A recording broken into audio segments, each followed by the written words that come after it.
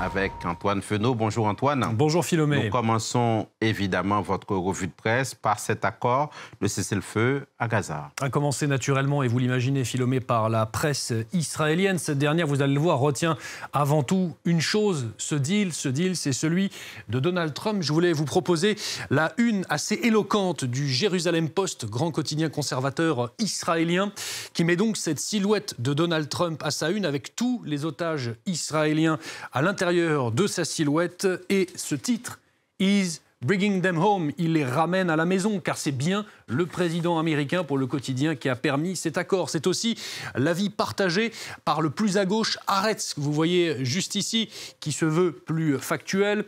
C'est l'accord de cessez-le-feu du président américain. La fin également, peut-être, nous dit Haaretz, de 2 ans de cauchemar. Le quotidien à gauche, je le disais, qui ne manque pas également d'étrier Benjamin Netanyahou dans ses colonnes. Vous allez le voir juste ici. C'est à découvrir en haut de cet article, car c'est bien Donald Trump qui a réussi à tordre le bras à Bibi et à se rendre donc à l'évidence, à le forcer à se rendre. Vous le voyez juste ici. Netanyahou, nous dit également Haaretz, n'est qu'un seigneur de la destruction dès qu'il s'agit de conclure un accord. Et ça, Donald Trump l'avait bien compris. Un accord, mais cependant, beaucoup de questions, beaucoup de doutes aussi, Antoine. Peut-on vraiment parler de paix, Philomé, ou plutôt d'une pause dans les combats? Libération nous évoque ce jour de paix plutôt que cette paix totalement. C'est à la une donc du quotidien ici en France. Un jour de paix pour les Israéliens et les Palestiniens, naturellement. Beaucoup reste encore à faire, nous dit Libération, pour parvenir à une paix durable. Une fois les otages libérés, les combats vont-ils reprendre? C'est en tout cas l'inquiétude du quotidien. En tout cas, il y a aussi un vainqueur, on le disait, c'est Donald Trump, et surtout son ego. C'est d'ailleurs croqué en images, vous le voyez juste ici, par la dessinatrice Coco dans les colonnes de Libération sur les ruines de Gaza et des Palestiniens morts. Gaza, l'espoir, nous dit Coco ce matin, et de Netanyahou qui dit à Donald Trump, ils lèvent tous la main pour que tu aies le prix Nobel de la paix, ce prix Nobel que le président américain ne cesse de réclamer, affirmant avoir mis fin à un très grand nombre de conflits dans le monde. La France, Antoine Fenault, si vous voulez bien, on en a parlé tout à l'heure, le pays attend toujours son Premier ministre. Oui, je voulais juste, Philomé, je n'avais pas terminé sur le Proche-Orient, je voulais juste vous partager, vous ne m'en voudrez pas, l'avis du conservateur Wall Street Journal dans son éditorial qui revient sur cet échec, cet accord. C'est celui de Donald Trump, son succès, mais c'est aussi un échec en miroir pour ses prédécesseurs, et notamment l'administration Biden. Regardez, nous dit le Wall Street Journal ce matin, ce que les gens qualifiés et sérieux, entre guillemets, ont réussi à obtenir au Moyen-Orient, et regardez ce que Donald Trump a réussi à faire. Il faut au moins lui reconnaître ça, nous dit le quotidien qui pointe du doigt donc le prédécesseur de Donald Trump, tout comme la BBC ce matin sur son site internet qui nous dit cet échec de l'administration Biden, incapable de parvenir à une paix malgré un balai diplomatique incessant.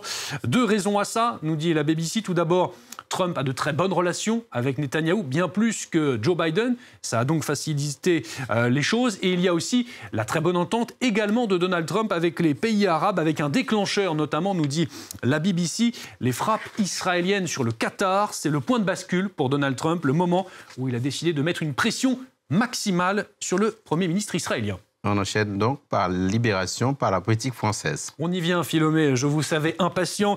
La France qui attend donc son Premier ministre, vous le savez, et Libération se penche sur qui pour remplacer Sébastien Lecornu. Ce n'est plus un premier de cordée, c'est un dernier de corvée, nous dit donc Libération, jamais avare d'un bon jeu de mots. Qui pour prendre donc la succession de Sébastien Lecornu? Emmanuel Macron doit annoncer son choix ce vendredi soir au plus tard, un profil technique, une figure rassembleuse ou peut-être tout simplement un Premier ministre de gauche. C'est l'avis de certains proches du président recueillis par Libération qui l'encouragent à nommer à minima un socialiste. Au moins toutes les options auront été testées avant une éventuelle dissolution.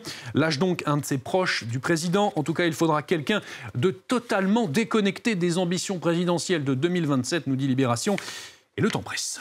On ne se quitte pas là-dessus. Vous vouliez nous parler d'un arbre qui cacherait une forêt. Oui, un arbre qui cache la forêt, c'est l'équipe qui nous en parle ce matin.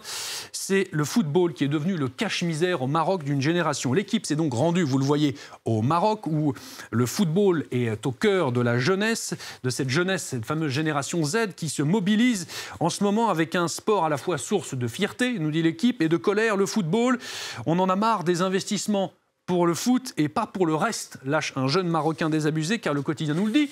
Les investissements, en particulier dans les infrastructures, coûtent très cher. Le stade de Rabat a ainsi coûté la bagatelle de 80 millions d'euros, Philomé. Et si on prend en compte les investissements réalisés dans ce secteur pour la future Coupe du Monde de 2030, ça se chiffre en milliards. Illustration nous dit l'équipe aussi d'un État très performant dans certains secteurs, notamment dans l'organisation d'événements sportifs mondiaux. On pense à la CAN qui arrivera bientôt, mais incapable de répondre à d'autres problématiques de la société. Les stades sont là, mais où sont les hôpitaux? Résume finalement un international marocain passé par l'OM. Antoine Fenault pour la revue de presse qu'on peut retrouver sur le